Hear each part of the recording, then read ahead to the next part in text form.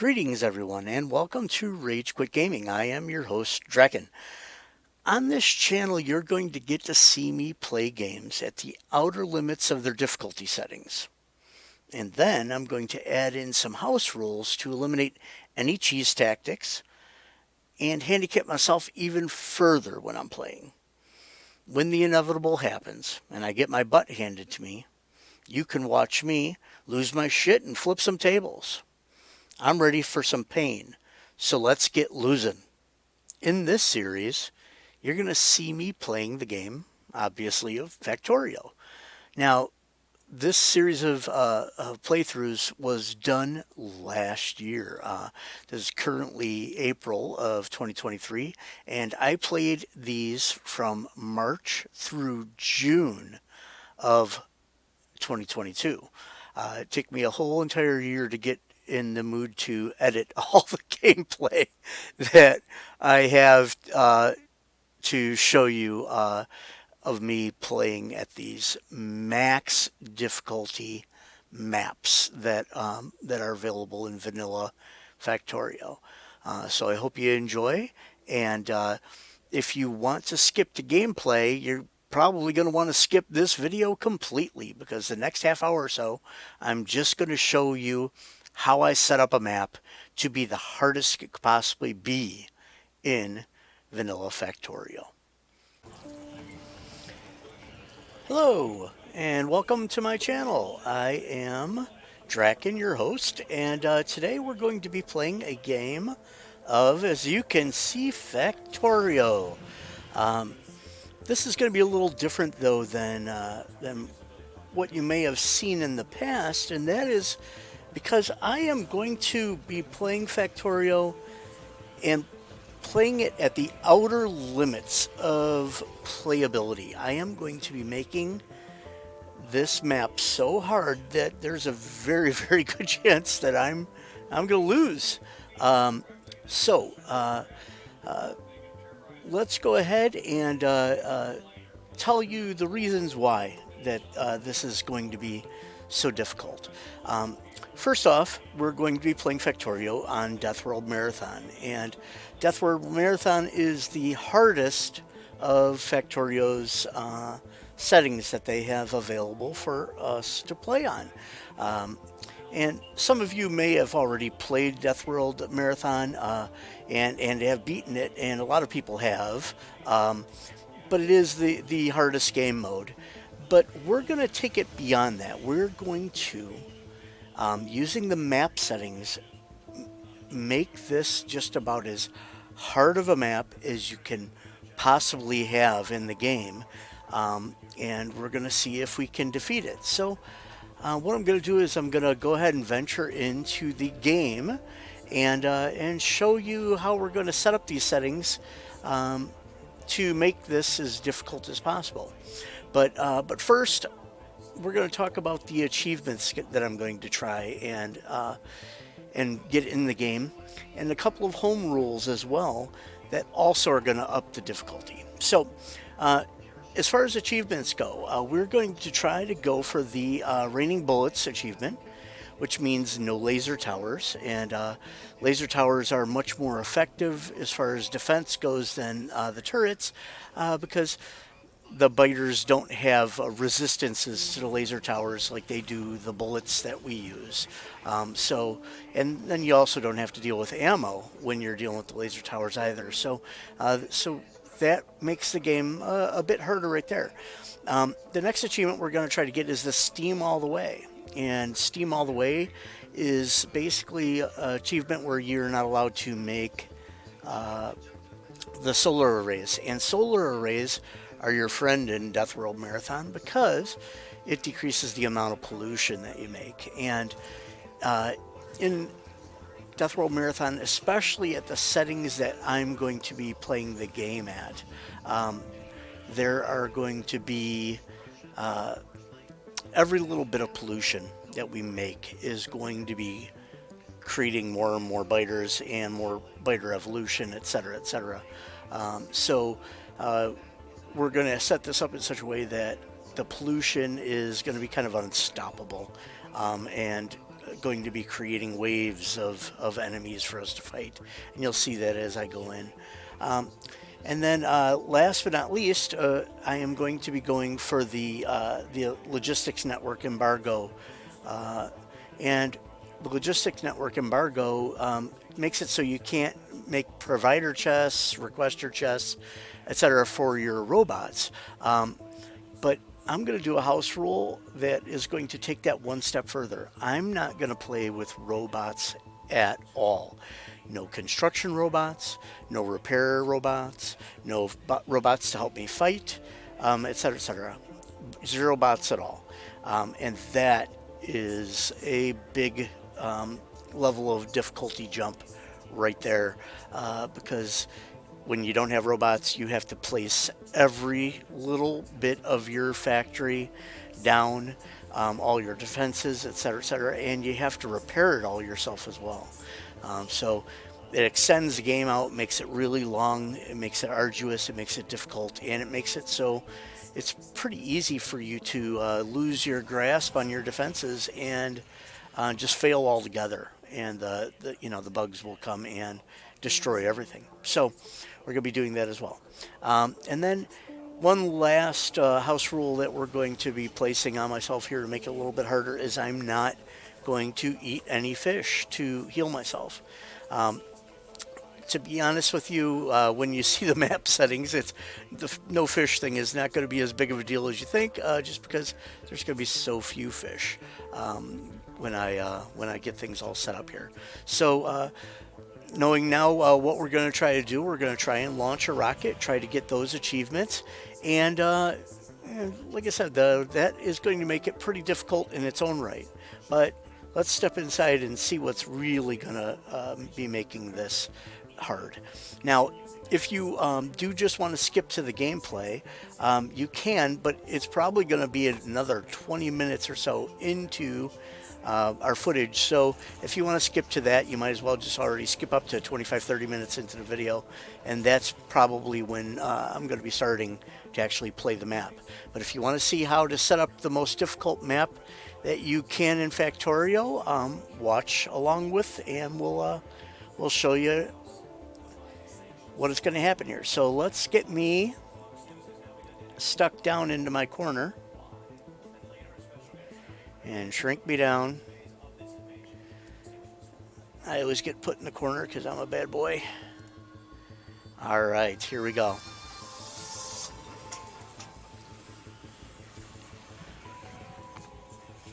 So we're going to go into a new game. Free play. Okay, and I do have a map seed set up for us already. I went through about 1,000 maps, and in that 1,000 maps, I was able to find 6 that were playable. Not 6 that were easy, but 6 that were just playable. The rest of them, either the biters were right on top of the starting resources, or there weren't secondary resources available, etc., and it would just literally make the map unwinnable.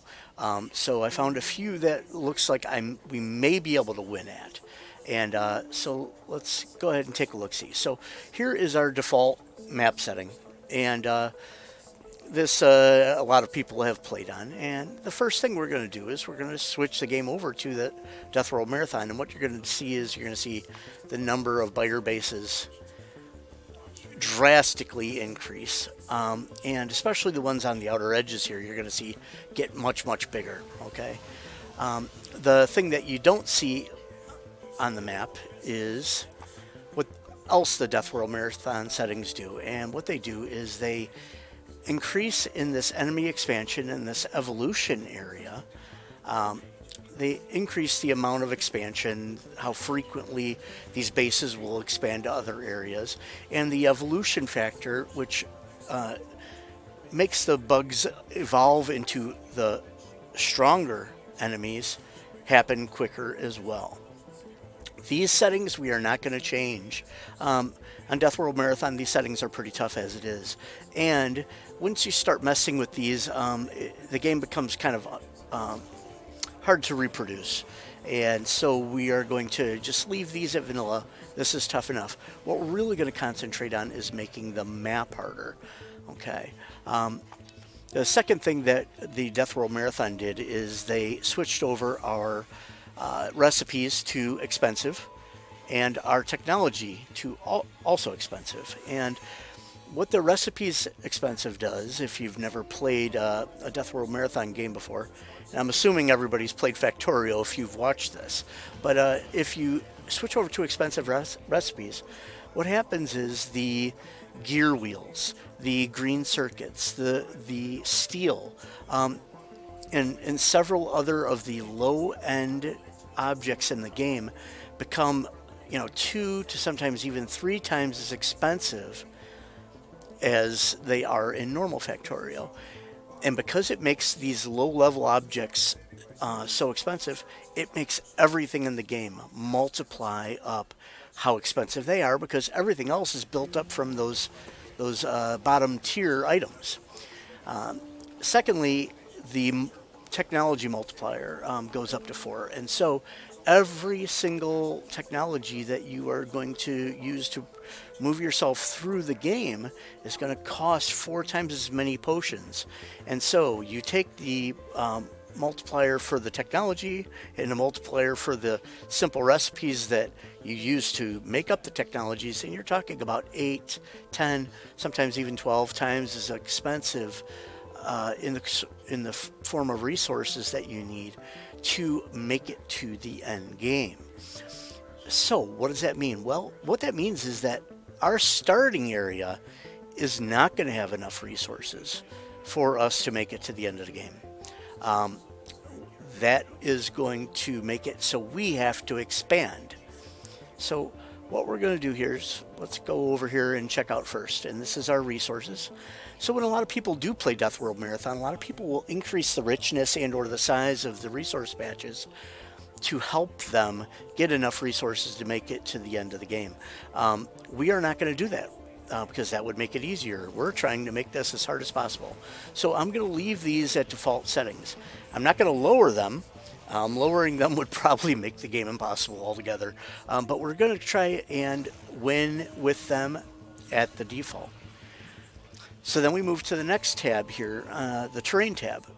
And on this page here, we are going to up the difficulty of all of these settings to the absolute maximum. And so let me explain to you how I'm going to do that. So the first thing on the page is the water. Okay, water, you can see over here on the map. There's this very large lake here. Okay, and what that lake acts as is it acts as a defensive barrier. If I was to say, build my base here in the center, expand out and blow up these biters along this edge of the lakefront here, then what the lake would do is it would basically stop all the biters on the opposite side from coming at me unless they walked all the way around the lake, and then it would create this natural choke point for me to defend myself at. I don't want that. I don't want any choke points. I don't want to be able to use these naturally occurring features in the terrain to defend me. And so what I'm going to do is we're going to decrease the water. That way the biters can attack us from all directions. It also stops me from being able to make separate electric setups and whatnot further away from my main starting area, because not only are we turning the coverage and the scale all the way down, but we're going to turn the water off altogether at that point. And what that makes me have here at the beginning is the smallest and least amount of water that there could possibly be on a map. So that's it. That's all we have, which is also why the fish probably wouldn't even help me a whole lot, because there's only going to be a certain amount of fish in this lake, and then that would be it. So the next setting that we're going to check out here is the trees. Now, there are a lot of trees here, big forests. I can see them here all about the map. And the forests are great absorbers of pollution. They will absorb huge amounts, and when that absorbs huge amounts of pollution, less spiders attack us. In fact, a tree will absorb 150 to 180 times as much pollution as the piece of terrain, whether that be dirt, desert, sand, whatever, that it's standing on. And about six or so trees will absorb as much pollution as an entire chunk, and the game is made up of chunks of terrain. So what we're going to do is we're going to turn the trees all the way down so that we have literally an absolute minimum. If I could turn them off, I would, but you can't because you won't have enough power poles to make it through the game. Since we can't really play Deathworld Marathon with just a few power poles, we have to leave those on, and it's all good. You're going to see they're going to be few enough as it is. The next thing is cliffs. Now, cliffs are a pain for both the player and the biters, but big long cliffs tend to do just like the water does, in that it blocks off the biters from attacking along certain avenues, and you can use those cliffs as like an indestructible wall to help defend yourself. So what I'm going to do is I'm going to decrease the continuity of the cliffs so they're not long, and I'm going to turn that all the way down. But I'm going to turn the frequency of the cliffs up so that there are quite a few small cliffs, and those are more of a pain to the player because they kind of get in your way, making it hard for you to build your base sometimes. That's what our cliff settings are going to be at. Next, we have moisture. Okay, now moisture determines how much grass versus how much desert there is on the map. Grass is, like trees, another thing that can up the pollution absorption quite a bit, and so we don't want it on the map. We want as much desert, and we want the map to be as dry as is possible. So what we're going to do is we're going to decrease the bias of the moisture down to a minimum, and then we're going to turn the scale of the desert up to a maximum. And so what that does is it kind of wipes out all the moist areas on the map. And then last but not least is the terrain type. This determines the amount of red desert versus sand. Now, sand is a little bit less of an absorber of pollution than the red desert is. So what we're going to do is we're going to turn this down. We're going to make as much sand as we possibly can. And then we'll turn that scale all the way up.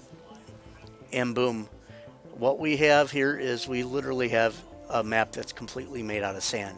Now, one thing that a lot of people don't know about is that sand doesn't have any of the coal rocks that you start out the game with oftentimes. Coal rocks are the rocks that give you a really huge jump right at the very beginning of the game, because you not only get rocks so you can build furnaces and such, but so that you have enough coal to kind of get a quick jump on your production. And sand doesn't have coal rocks. And so the fact that we just switched over to an all sand map here is going to make our start even harder yet. Now this is a tough map.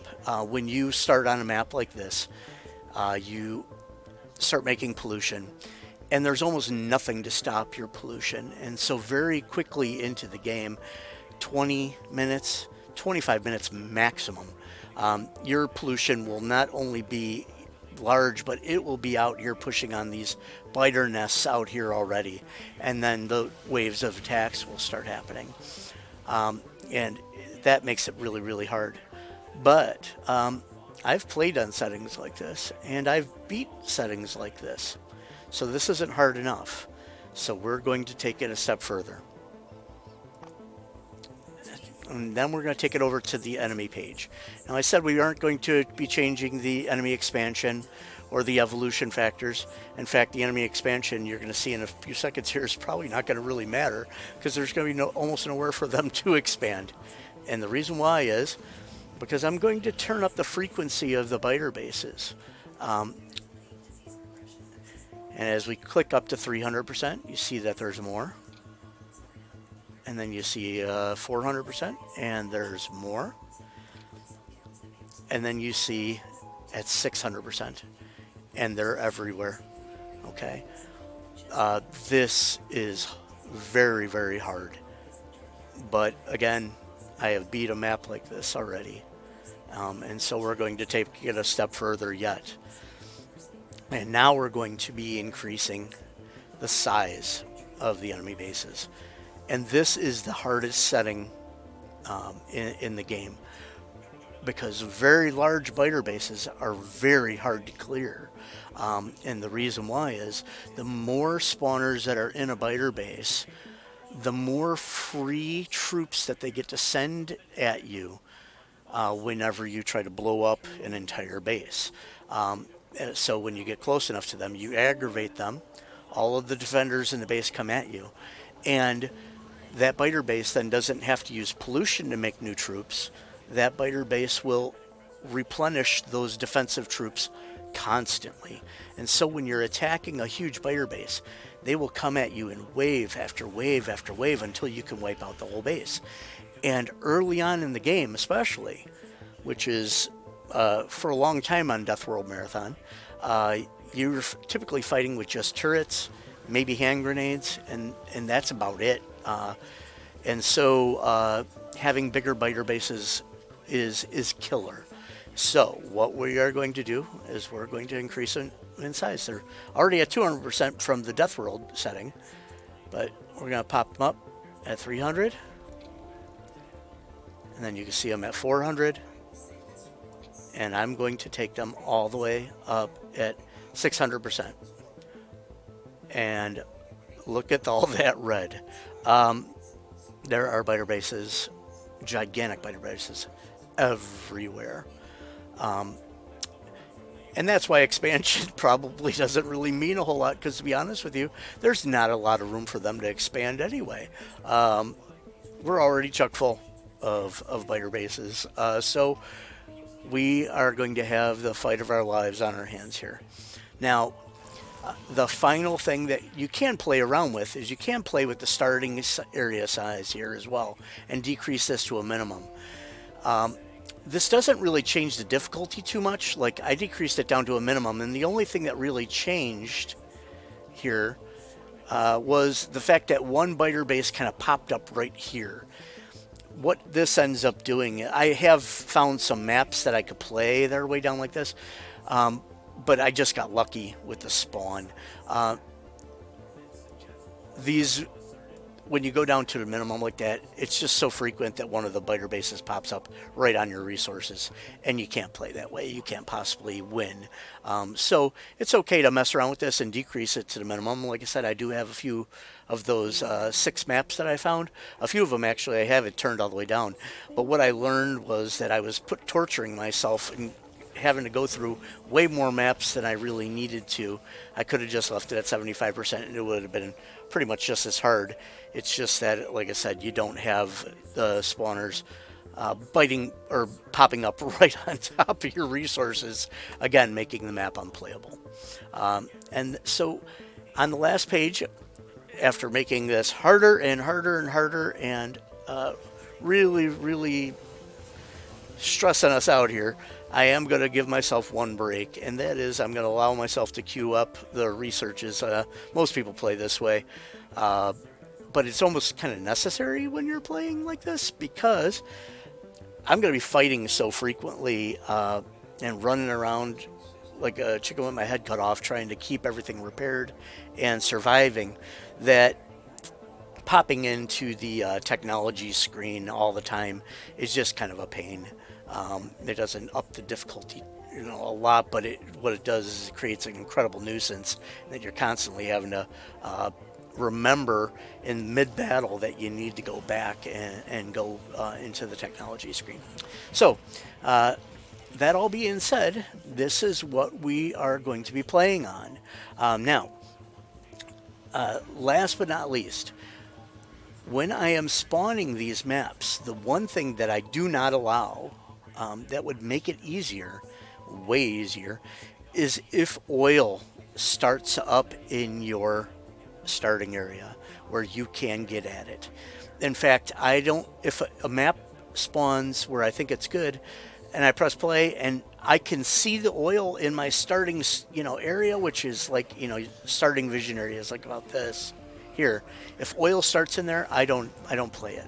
And the reason being is oil is really the key to trying to survive these types of maps. Flamethrower turrets are incredibly powerful in the game, and the flamethrower tower turrets are the key. Once you get to them, you are almost certainly going to be able to hold out for quite a while. You may not make it to the end of the game, but it decreases the amount of ammunition that you use and holds off the biters way better than anything else. And that's because the bugs that are attacking don't have physical resistances to the flames. So I make it so I have to fight for the oil. And in this game, the closest oil, I think, closest oils are here and here, and those are behind biter bases. So it's going to make it really, really rough. We are going to have to expand. We're going to need more iron. There's one here. We're going to need more copper. There's some here. There's some there. We're going to need more coal, and we're going to need oil. And we're going to have to fight for all of it. So I don't know if I can possibly win with this, but I do know that when I've fought these type of things in the past, these large biter bases that I have taken on in the past, sometimes doing this with just turrets and hand grenades and whatnot can take you like an hour or more of combat just to try to clear one of these huge biter bases, and can cost 50, 100,000 metals worth of ammo just fighting and pushing back one of these bases. Tanks and things like that come later in the game. You can push them with those much more efficiently. But the thing is, you got to get to oil first before you do that, which is why I don't allow the oil in my starting area. So, all that said, what we're going to do is we are going to click into play here, and then we'll take a quick look and see where we might set some stuff up, and then start in on gameplay. So let's go ahead and take a look-see here. And I am right on the water. That fish is getting damaged. The fish is getting damaged. That is awesome. I don't think I've ever seen that before. So anyway, here we are. I'm going to zoom myself out. And none of the extra resources are on our map. In fact, if we click to map, no extra resources at all in our area, in our starting area here. But there are plenty of biter bases. So when we set up ourselves on our resources here, I'm guessing that our pollution is probably going to hit this biter base here first. And considering how close this is to the iron, my guess would be I might have 10 minutes, 15 minutes max, before my pollution is aggravating this, and it may even be shorter than that, to be honest with you. Oh my goodness. And we're going to start fighting enemy waves coming in. Where am I going to set up my stuff? Well, I'm going to probably set up power in this little corner here by the lake.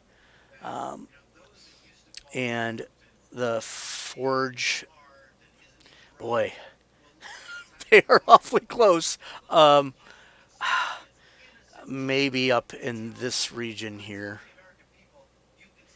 So I might set up my foundry area up there. Like I said, energy here, and pull the resources over that way, and then just defenses everywhere. So without further ado, let's go ahead and, as I predicted, we are about 28 minutes into this recording now. So what I'm going to do is I'm going to stop this recording where we're at, and and start another recording for the beginning of gameplay so that my file size doesn't get too big.